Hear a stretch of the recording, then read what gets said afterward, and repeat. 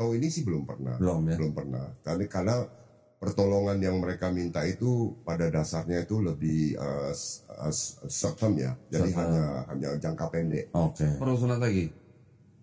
Nggak perlu lah. Oh, nggak perlu ya. Cukup sekali ya. Ini habis ini. Habis.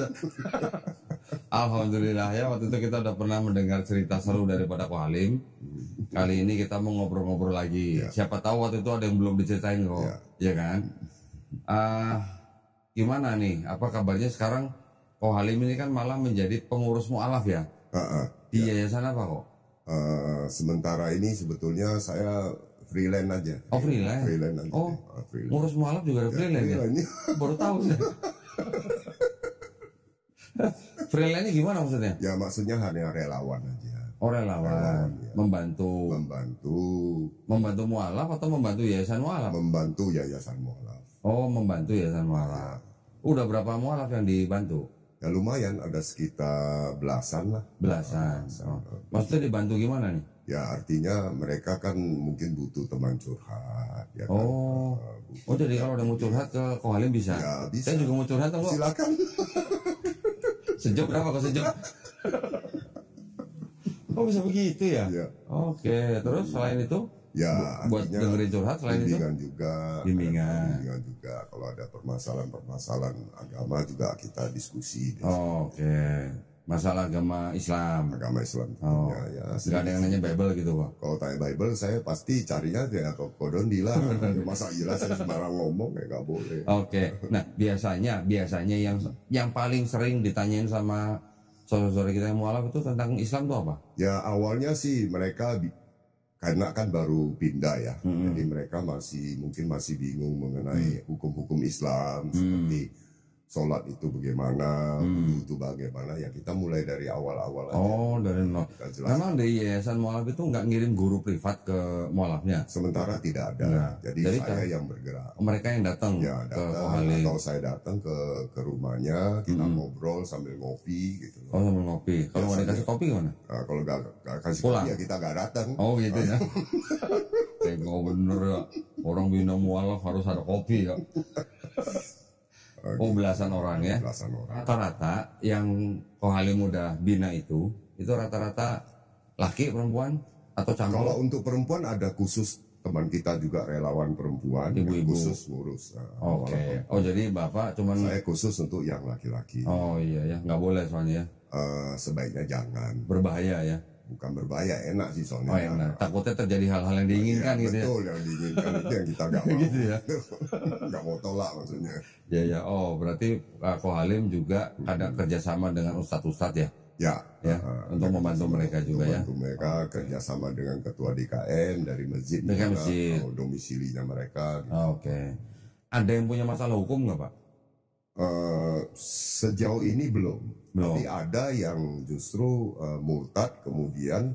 Oh murtad? Ya murtad balik lagi ke Islam dan belum tahu pasti juga bahwa kalau udah kembali ke Islam kira-kira apa yang harus dilakukan. Oh, jadi ada orang masuk Islam terus kembali lagi? Ya. Oh, motivasinya?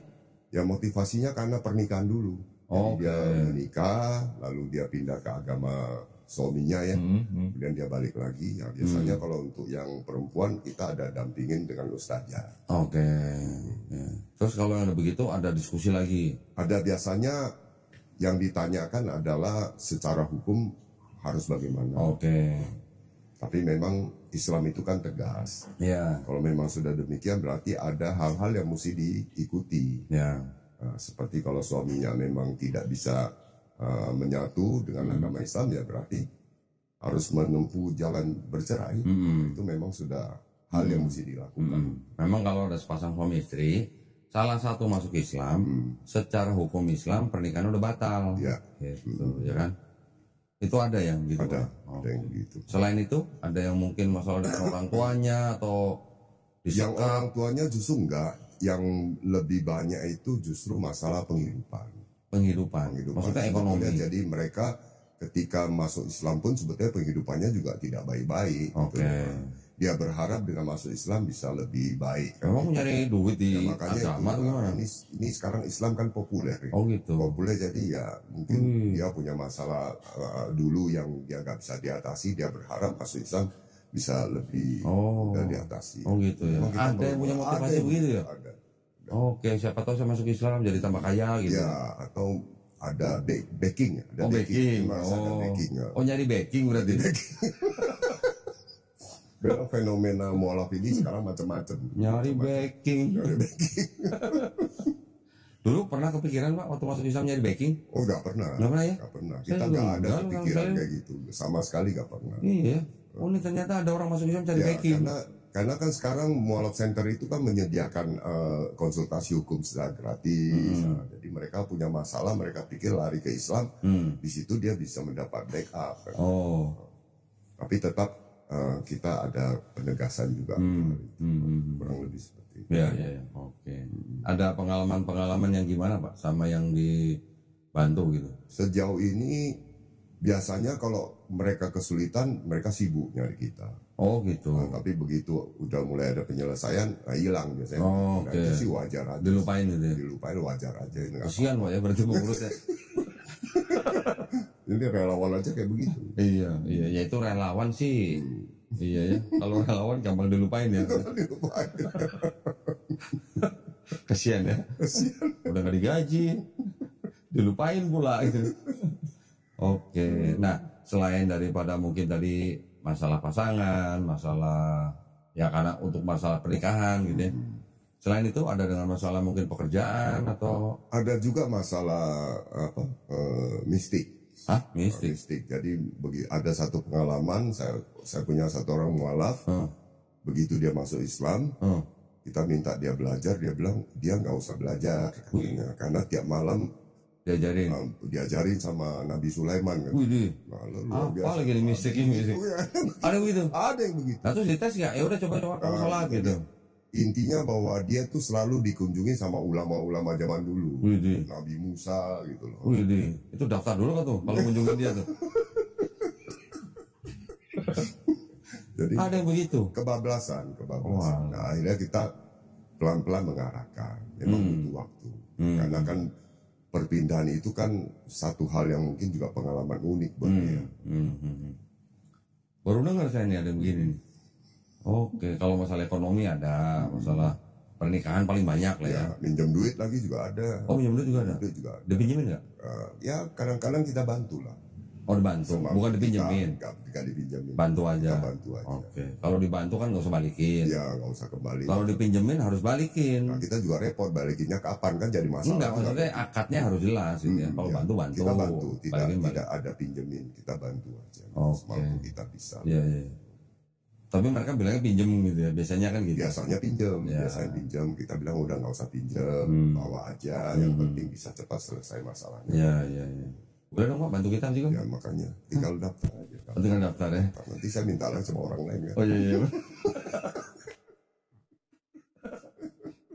Inilah suka dukanya pengurus mualaf. Ngurusin mualaf, nggak seperti yang dibayangkan ya. Karena ketika ada orang masuk Islam, dia merasa ekonominya terhimpit, mau cari siapa dia? Betul. Kalau bukan nyari pengurus mualaf, ya. Betul. Mereka berpikir semuanya bisa diatasi gitu ya, sama pengurus mualaf ya. Iya. Seperti pegadaian gitu begini ya. Pegadaian, Sampai pegadaian berarti mengatasi masalah, timbul masalah baru kayaknya. oh mengatasi masalah timbul masalah baru. Oke, ya, ya, ya.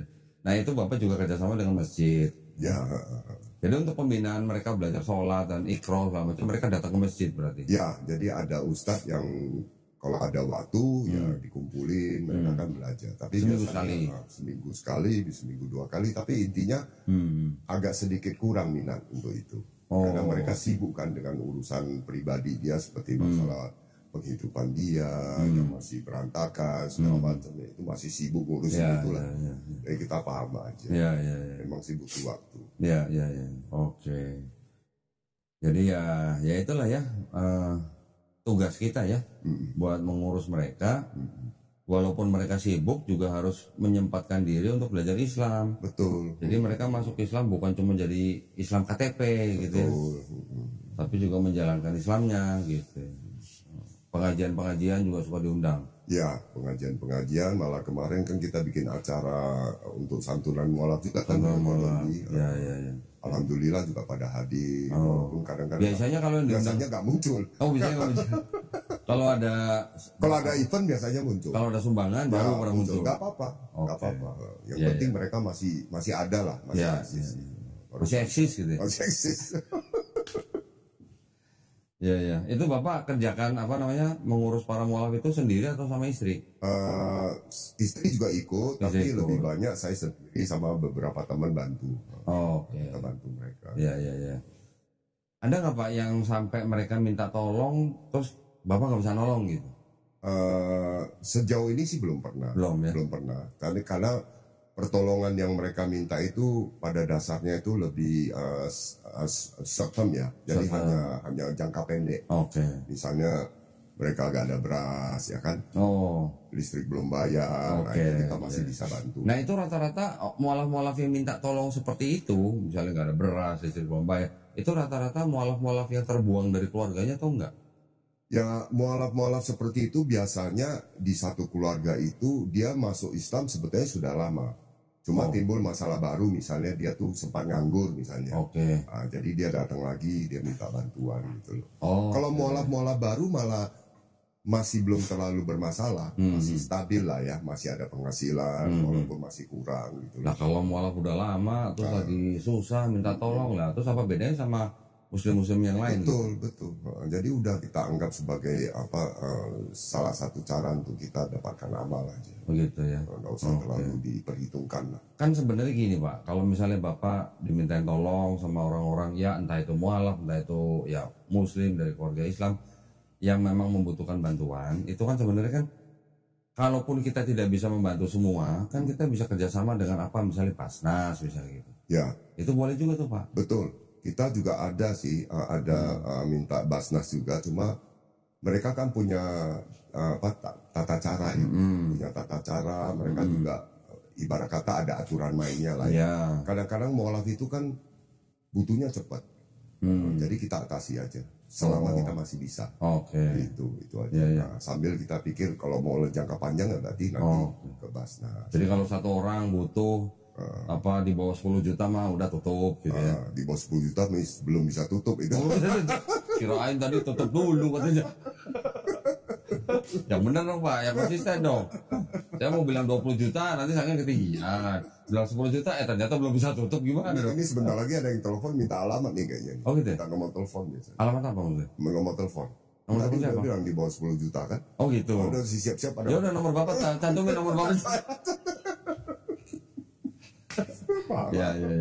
Ya memang ya gimana ya, memang ya namanya kebutuhan hidup mereka kadang-kadang apalagi untuk mualaf-mualaf yang terbuang dari keluarga itu yang kadang-kadang memang harus kita perhatikan, jangan sampai juga gara-gara itu nanti mereka menggadaikan iman lagi. Betul.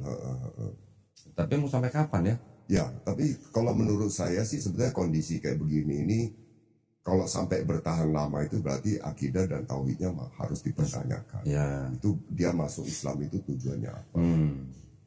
Itu juga penting karena kan yang kita jagain dari mereka itu kan iman dan akidah. Betul. Ya kan. Karena kadang-kadang juga masih banyak orang masuk Islam, sudah beriman ke Islam, tapi masih kadang-kadang masih bawa-bawa akidah lama. Betul. Itu yang bahaya Pak. Jadi cara-cara lama masih dipakai. Gitu. Kita tugasnya justru membersihkan akidah-akidah yang lama itu. Kalau nggak dibersihin, ya itu nanti mereka Islamnya Islam-Islaman. Gitu. Ya gitu ya. Oke. Selain itu Pak, kegiatannya apa lagi? Selain mengurusi mualaf-mualaf? Nah ini kebetulan kita berpikir bahwa untuk membantu mualaf ini kan kita juga butuh satu usaha ya. Karena apa? Kalau kita harap donatur atau harap dari diri kita aja kan ini terbatas. Makanya kita coba kumpul beberapa teman orang-orang ahli di bidang IT, kita ada membuat beberapa aplikasi. Jadi aplikasi yang bisa dimanfaatkan untuk beberapa keperluan. Bukan aplikasi pinjol kan? Bukan. Kalau pinjol sih bukan urusan kita tuh, jangan ikutan. Itu lagi marak itu sekarang bikin aplikasi yang untuk masjid. Untuk masjid. Masjid keren. Untuk pondok pesantren. Untuk pesantren. Ya, jadi artinya aplikasi itu bisa dimanfaatkan untuk beberapa hal penting, sehingga hal-hal yang terjadi seperti kita sekarang ini, kita akan lihat bahwa masjid itu ada masjid yang makmur, ada masjid yang bayar listrik aja gak mampu. Nah, dengan aplikasi ini kita berharap bahwa ada connecting antar masjid, supaya mereka bisa saling mendukung. Karena kita kadang-kadang satu masjid dengan masjid lain itu gak saling mengenal. Sehingga ketika mau bangun masjid pun dasarnya cuma lillahi ta'ala katanya kan, terus akhirnya minta-minta sumbangan di jalan. Sebenarnya ini juga kurang elok lah. Ini makanya aplikasi ini kita harapkan nanti bisa menjadi satu kontribusi yang bagus untuk masjidnya, juga untuk masjid-masjidnya. Ini Ko Halim tadi ngomong aplikasi, saya jadi ingat dengan teman-teman di Medan. Ya, terakhir saya safari dakwah di Medan, teman-teman kita yang IO-nya itu, yang panitianya juga, mereka juga membuat aplikasi juga, yang urusannya juga dengan komunitas masjid-masjid DKM untuk saling bantu gitu.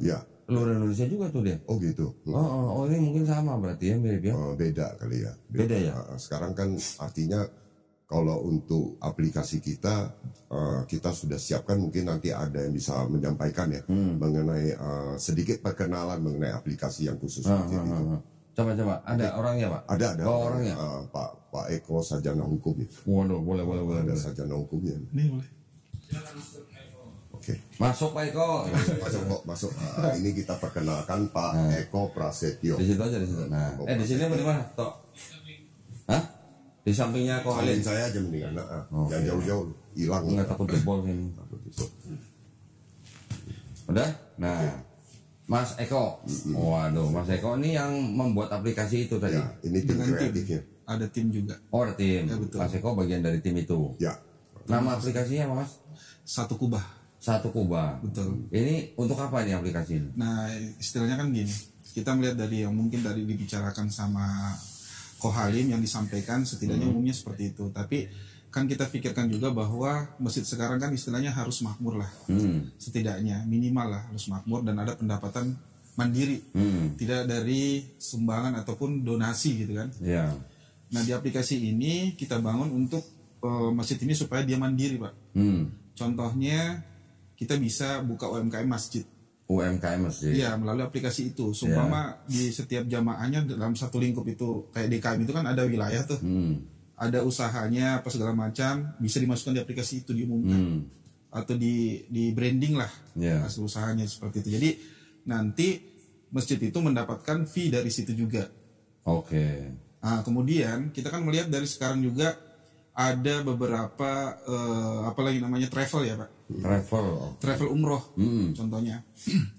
Biasanya kan travel umroh sekarang kan banyak ya, mungkin masyarakat atau jemaah umroh itu agak ragu lah. Ada mungkin penipuan atau apa terkait dengan anggarannya itu segala macam. Nah, kalau dilewat melalui masjid itu kan terkontaminasi lah, artinya terstruktur lah kalau di masjid. Jadi di seumpama nih orang di masjid ini, semua masjid A ada apalagi jemaah masjid itu ada yang mau umroh, daftarnya ke masjid itu Pak. Nanti kerjasamanya dengan travel umroh yang sudah terverifikasi melalui aplikasi itu. Nah, dari hasil itu terkumpul sekitar mungkin dikasih target lah sama travelnya sekian orang, itu kan akan dapat fee juga masjidnya. Masjidnya dapat fee. Betul Pak. Dari situlah masjid bisa hidup. Dan juga di salah satu fiturnya terus fitur standar yang disebutkan tadi sama Ko Halim adalah bahwa saling mengetahui mana yang butuh bantuan nih, seumpama ingin membangun semua masjidnya. Masjid lain juga yang sudah makmur atau ada kelebihan bisa membantu itu. Nanti juga barteran, pada saat dia butuh juga dia seperti itu. Ya. Itu apalagi namanya fitur yang saya sebutkan ini standarisasinya lah Pak. Itu. Tadi nama aplikasinya apa? Satu kubah. Satu kubah. Selain UMKM, travel, apa lagi? Kurirnya Pak. Kurir. Untuk ngantar apa? Ngantar dari UMKM-nya itu Pak. Kurir juga ada bisnis kurirnya juga Pak. Ngantar apa? Ngantar belanjaan, sumpama ada pesan nih. Siapa di kecamatan lain sumpama. Itu bisa Pak melalui aplikasi itu. Pesan kurir? Pesan kurir. Artinya kurir food lah. Bisa pengirimannya ke situ atau paket lah, terserah bisa. Berarti ada driver yang harus daftar? Harus daftar. Berarti seperti aplikasi Gojek di sebelum kurir yang udah ada ya? Betul, tetapi kita ambilnya dari, anggaplah kan biasa ada orang maaf aja ini istilahnya nggak ada kerjaan gitu kan, di masjid kita tampung nih kayak mualaf atau apa, kita bisa masukkan di situ. Artinya membuka lapangan pekerjaan, ada driver apa segala macam gitu. Oke. Jadi kita membuat aplikasi Tapi menurut saya yang penting justru adanya data jamaah. jamaah yang paling utama. Data jamaah. Ya, kita sekarang kan bingung jamaah di satu masjid itu apakah terdata atau tidak. Ya. Kebanyakan sih enggak, Pak. Enggak terdata. Terus Beda sama gereja, Pak. mualaf juga Belum itu terdaftar. bisa terdaftar. Kemudian anak yatim misalnya. Jadi dengan terdaftarnya itu akhirnya kita jadi tahu di masjid tersebut sebetulnya ada berapa anak yatimnya, ada berapa mualafnya, kemudian ada berapa jamaahnya. Akan sangat jelas di Jelas, situ ya. betul. Jadi terdata Pak, terstruktur datanya. Iya. Oke. Paling bacanya miring kok. Oh, tambah miring ke sini dong. Nah, gitu. Biar kayak ulama maksudnya. Ulama apa baru ya? Sudah launching aplikasinya? Belum. Jadi Kapan rencananya? Ya sebenarnya dalam kata ini kan kita butuh, dalam kata artian butuh pengembangan Pak. Yang pertama kita harus survei dulu di masjid-masjid, kan masing-masing kebutuhan masjid apa dulu, kita perlu tahu keadaan, terus terkait dengan data-datanya apa, sudah terstruktur atau belum gitu Pak. Ininya rencananya dalam timeline itu kira-kira sebenarnya launchingnya mau kapan? Tahun ini atau tahun depan? Kalau sudah terkumpul kan kita terkendala terkait dengan masalah anggaran pengembangannya Pak. Itu yang sementara kita apalagi namanya fokuskan ke situ. Jadi kita sekarang lagi mencari mitra. Oke. Mitra untuk mengembangkan aplikasi ini. Jadi karena tim kreatifnya sudah tersedia, kemudian bagian daripada aplikasi sudah ada, tinggal pelaksanaan mengerjakannya, Iya, betul. merealisasikan. Makanya kita butuh mitra untuk bersama-sama mengembangkan aplikasi ini. Oke. Gitu. Belum dapat mitranya? Masih belum dapat. Itu makanya mungkin Mitranya ini mitra yang mengembangkan, bukan mitra yang memberikan dana. termasuk mitra yang lebih fokusnya justru ke mitra yang membackup pendanaannya. Oke. Dana yang dibutuhkan kira-kira berapa untuk mengembangkan aplikasi ini? Siapa tahu nanti bisa di cover sama Koalim. Iya betul. Jadi ada Kodondi di sini. Kira-kira berapa Pak? Kalau terkait dengan itu kan kita kembangkan dulu, kita melihat dari satu kecamatan Pak. Kalau satu kubah kita kan per kecamatan. Mungkin perlu dijelaskan bahwa aplikasi ini sebetulnya sasarannya itu per kecamatan. Per Satu kecamatan. ya. Jadi cukup besar ya. Jadi masjid-masjid yang tersebar di satu kecamatan itu dikumpulkan, terkonek semua, jadi terintegrasi lah gitu. Tapi nanti kan bisa dipakai di kecamatan lain kan? Bisa. Kemudian mungkin per kecamatan, per kabupaten, sebenarnya sasaran terakhirnya ya per provinsi. Per provinsi. Seluruh Indonesia lah bisa. Jadi sebenarnya lebih mudah sih untuk mengetahui data masjid. Kalau udah kayak gitu kan lebih, artinya Dewan Masjid Indonesia juga nggak usah terlalu repot lagi kan, bisa gampang akses. Iya. Oke. Terutama data mualaf juga yang selama ini kan belum belum terdata lah secara lengkap. Berapa jadi kebutuhan dananya? Kalau per kecamatan itu Pak sekitar 250 ribu. Ada saya? Bukan, juta. Oh juta.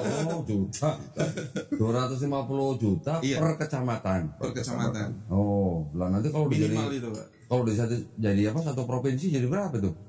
Hitung aja tuh ya kali ya. Cukup besar. Ya tapi pada intinya kan sebetulnya aplikasi ini dibuat begitu kan supaya bisa jadi pilot project dulu per kecamatan. Pilot project. Jadi kita butuh itu untuk pilot project ya. Ya mudah-mudahan ya nanti ada yang nonton video ini yang berminat ya. Yang berminat. Kodondi. Enggak dong, jangan hubungin Ko Alim, masa hubungin saya. Jangan dong. Nanti kalau saya minta komisi loh Pak. Iya Pak.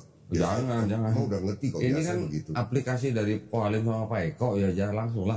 Nanti nomornya Pak Eko ditulis di sini ya. Siapa tahu nanti ada yang mau minta dibina. Sekalian gitu. Iya. Tadi ada yang mau butuh pinjaman juga kan. Kalau di bawah 10 juta di cover lah mau Ko Alim lah istilah. Gampang lah. Di cover pakai perlak maksudnya.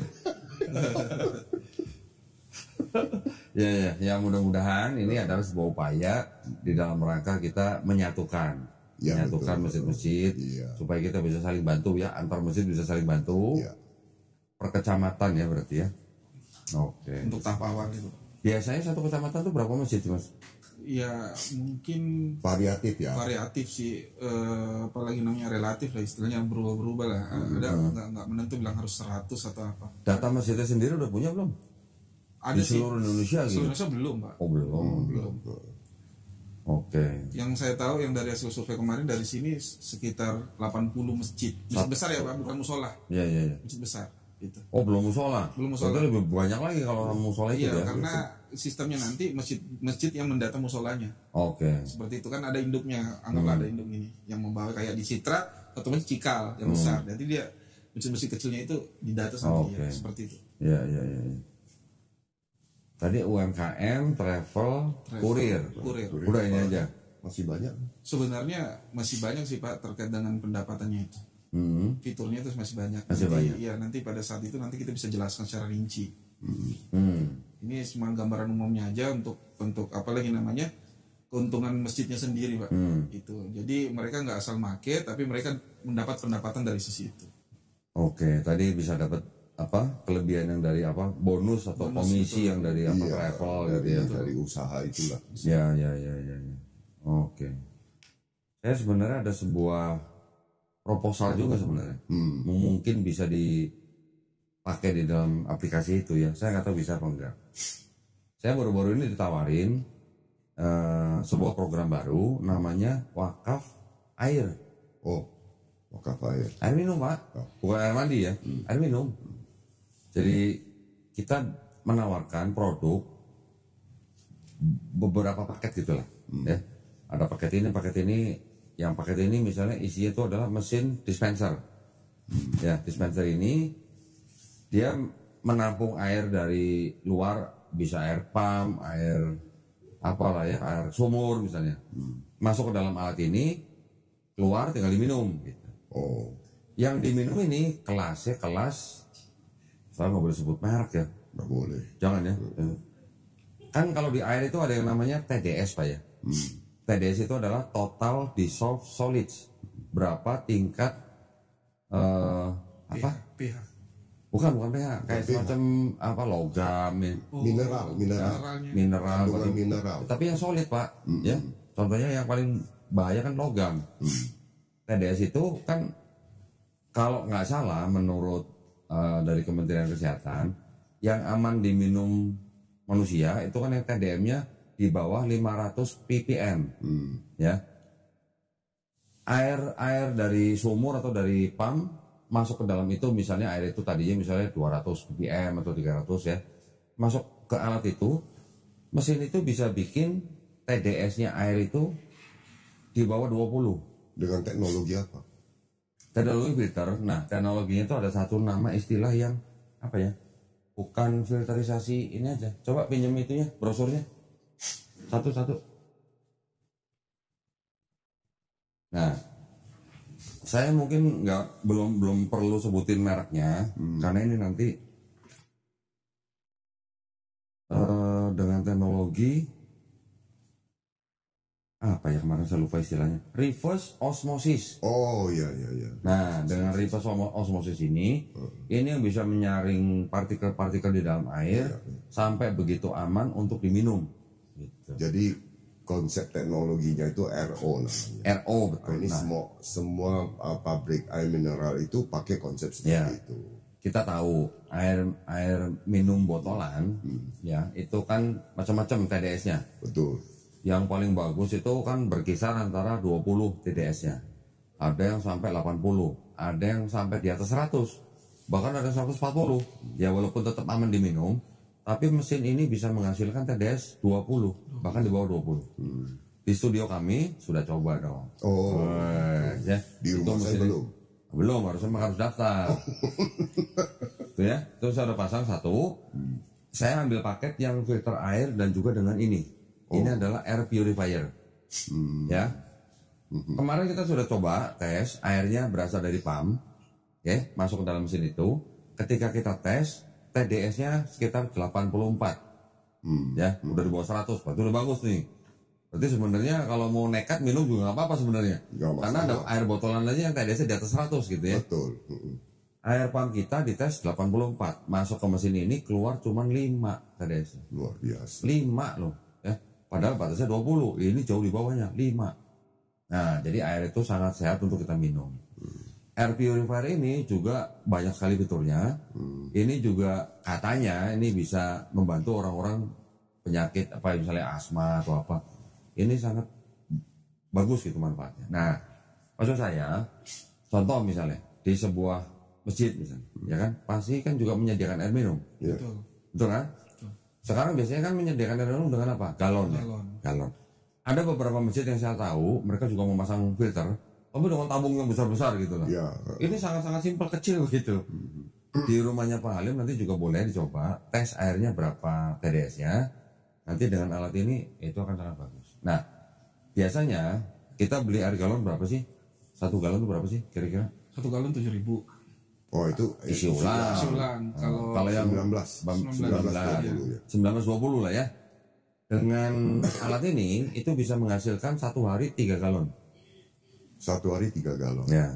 Listrik, jadi kalau kita hitung-hitung pakai listrik sekitar 200 watt. 200 watt. Nah, jadi ini sudah dihitung-hitung nih sama yang bikin ini. Itu nanti jatuh-jatuhnya 1 galon cuma Rp3.000. Oh. Ya, dengan kebutuhan sehari 3 galon.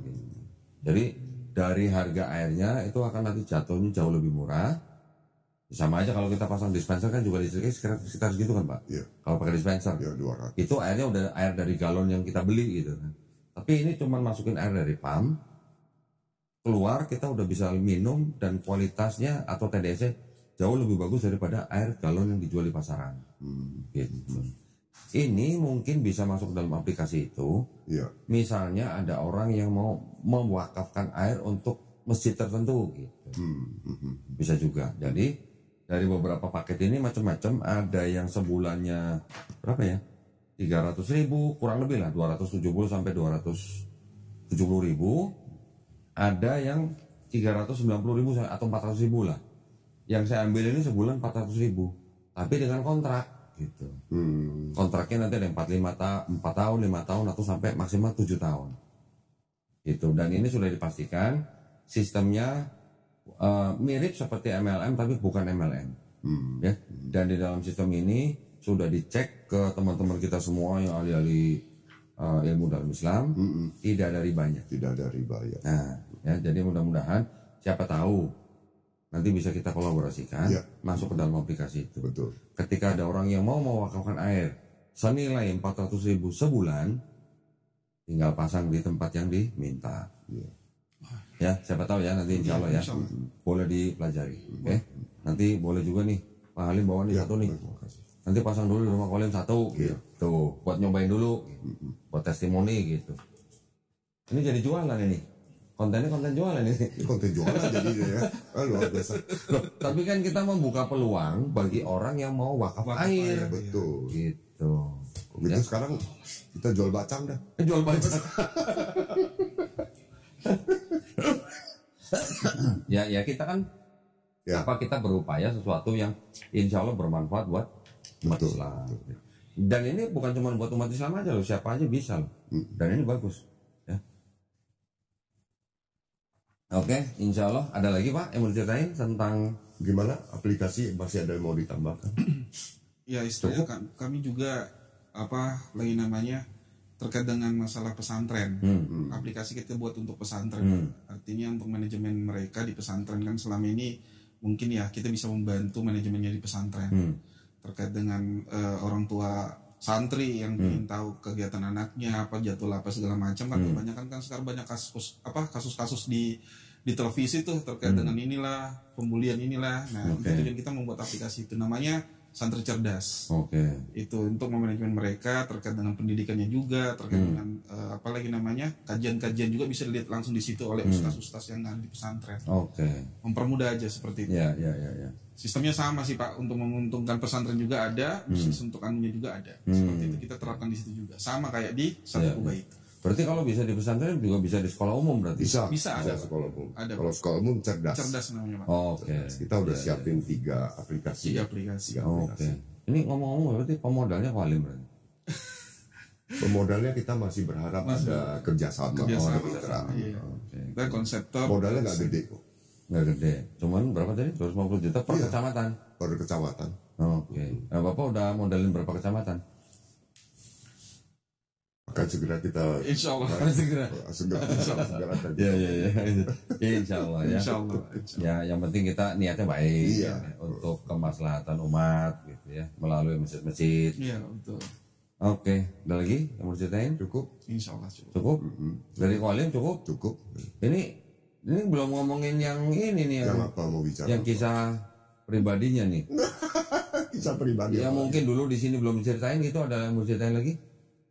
Apa ya kira-kira? Nah, nggak tahu. Terlalu banyak soalnya. Terlalu banyak. Kan Kalau gitu 20 tahun lebih. Kan? Dikit aja lah. Apalah misalnya contoh habis sunat terus infeksi bengkak atau gimana.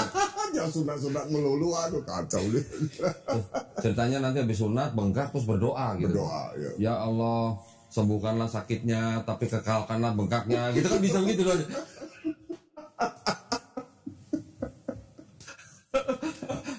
Seperti orang yang diantuk tawon itunya gitu. Jadi mungkin ada satu cerita yang bisa saya berbagi Nah, dengan ini. di sini Iya. adalah ini justru sebelum masuk Islam. Oh gitu ya. Jadi saya tahun 2001 saya kan ke Bali ya. Ke Bali, kemudian saya tinggal bersama beberapa orang di satu tempat. Nah, ini kan pekerjaannya macam-macam ya. Nah, yang agak sedikit krusial, kita nggak usah sebutkan sukunya ya, nggak enak ya. Tapi intinya adalah ada beberapa orang yang kerjanya itu jambret. Jambret. Oh. Tapi jambret khusus jambret bule. Oh gitu. Karena dianggap jambret bule itu nggak apa-apa. Iya. Karena kan bule ini kafir katanya. Nah, jadi nggak masalah. Loh. Nah, itu aneh juga tuh. Nah, waktu itu saya belum masuk Islam. Terus setiap pagi saya melihat mereka selalu sembahyang. Siapanya? Jambretnya itu? Penjambret itu. Jambretnya itu agamanya apa? Islam. Orang Islam. Itu Bapak taunya tadi dari mana? Maksudnya? Tadi Bapak tahu ada yang jambret yang khusus buat bule itu tahu dari mana? Dari penjambret ini. Oh, Karena dari memang pekerjaannya jambret Oh gitu. di Bali. Oh terus? Nah, terus setiap pagi jam 9 itu dia pasti sembahyang. Saya tanya, ini Sembahyang apa maksudnya? Sholat sembahyang duha apa? gitu? Oh, itu saya kan belum tahu kan. Oke. Nah, belakangan saya baru tahu itu namanya sholat duha. Oke. Terus saya tanya, itu sembahyang apa? Oh, itu sembahyang supaya rezeki kita lancar, kita selamat. Sholat duha biar rezeki lancar, tapi jambret bule. Jambret, pekerjaannya jambret bule. Jangan ditiru ya. Jangan ditiru. Terus? Nah, saya kan nggak yakin ya bahwa itu bisa membuat rezeki lancar. Nah, kebetulan waktu itu saya kan kerjanya sebagai guide ya, guide tamu gitu, tamu-tamu dari luar. Jadi suatu waktu saya kepengen gitu, nah, terus saya ikut sholat. Hah? Ikut sholat duha. Ikut sholat duha. Tapi nggak tahu tata caranya, cuma taunya pokoknya ikutin. Enggak, Bapak ikut sholat duha itu maksudnya mau ikut jambret? Bukan, jadi saya kan punya pekerjaan juga. Maksudku pekerjaanku mungkin bisa lancar Ya, kali lancar. kalau saya ikut begitu kan. Saya pikir Bapak ikut sholat duha mau ikut jambret bule. Terus? Ya udah, ada kita ikut, ya sholat. Walaupun kita tidak tahu tata caranya, Ikut-ikutan aja. Ikut-ikutan aja, Ya. ikut-ikutan. Ya dia baca doa, kita juga ikut aja. Tapi luar biasa memang, alhamdulillah. Omset juga naik. Widih. Nah, Padahal masih kafir.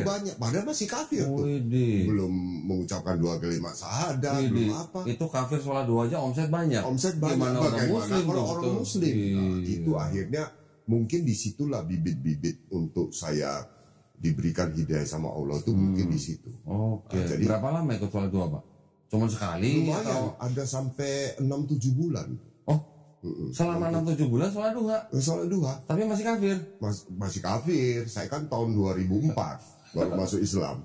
Itu. Nah, jadi dari Terus? cerita ini sebetulnya yang bisa saya ambil dari manfaatnya adalah bahwa dengan tanpa tahu saja artinya segala macam kita laksanakan saja sudah dapat Widih. manfaatnya kan, fadilahnya kita dapat. Widih. Itu luar biasa itu. Iya. Enggak, kalau teringat itu lagi. Enggak, mungkin Allah ngeliat Halim, ini orang belum tahu artinya aja udah mau sujud-sujud buat ya, gua gitu. makanya, jadi ada makna yang sangat luar biasa kan di situ. Iya.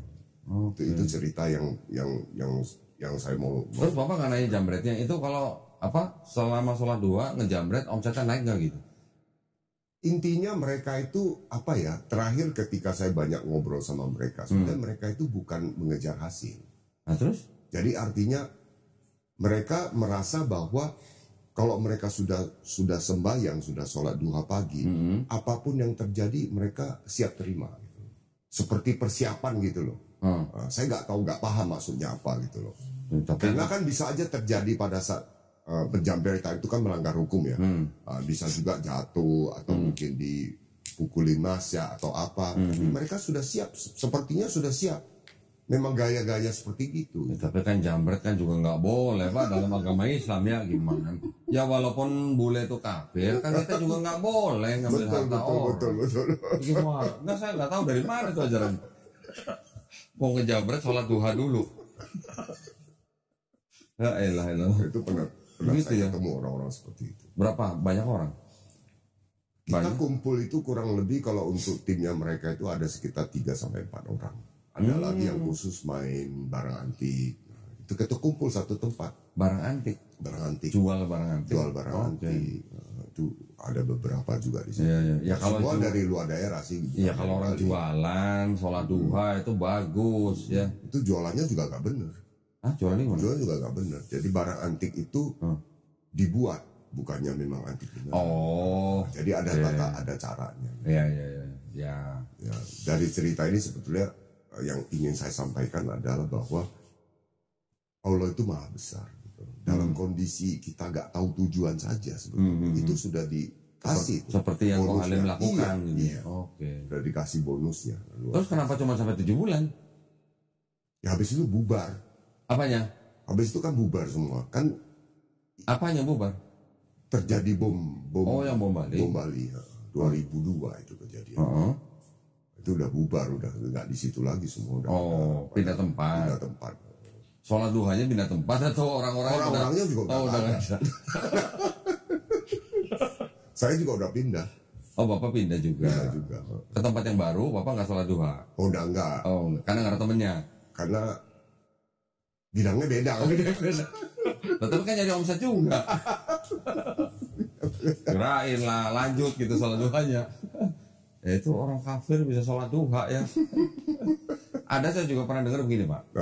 Saya punya teman orang Islam. Teman saya ini punya teman orang Cina. Ya. Ketika bisnisnya orang Cina ini lagi turun, apa yang dilakukan Pak? Sedekah. Ya betul. Sedekah. Ketika ditanya, lu kan bukan Muslim, kenapa lu sedekah? Mancing rezeki kayak gitu. Bisa begitu. Mancing sedekahnya ke ke orang-orang Islam. Luar biasa. Itu ke kalau nggak salah waktu itu ya, ke pesantren atau apalah, saya lupa lah gitu. Masih ada yang pikiran begitu. Gitu ya. Ya makanya sebetulnya hal-hal kayak gitu kan diketahui. Ya. Padahal belum daftar tuh ya. Belum daftar tuh. Masih belum daftar, udah belum member. Belum member kan? Belum member. Baru udah menjalankan, udah menjalankan, itu aja udah dikasih omset gede. Iya. Gimana kalau member ya kan? Iya. Terus giliran member sholat duha nggak Pak? Sholat duha. Sholat duha juga. Kirain sebelum member sholat duha, udah jadi member malah nggak sholat duha kirain. Oke, alhamdulillah. Ya. Cukup Pak? Cukup lagi? Terima kasih waktunya karena udah ini juga. Ya, oke. Terima kasih banyak Ko Halim, Pak Eko, terima kasih. Ya, mudah-mudahan niatan daripada Ko Halim sama Pak Eko tadi dengan aplikasi Satu Kubah, mudah-mudahan dilancarin. Amin. Ya. Semoga menjadi manfaat buat umat Islam. Amin. Ya Pak ya. Nah, buat para pemirsa juga yang ingin istilahnya mau menghubungi Ko Halim, boleh dong? Atau Pak Eko? Langsung aja dengan Pak Eko nanti. Nah, menghubungi pemodal dong. Jangan, bahaya saya nanti minta yang 10 juta itu. 10 juta.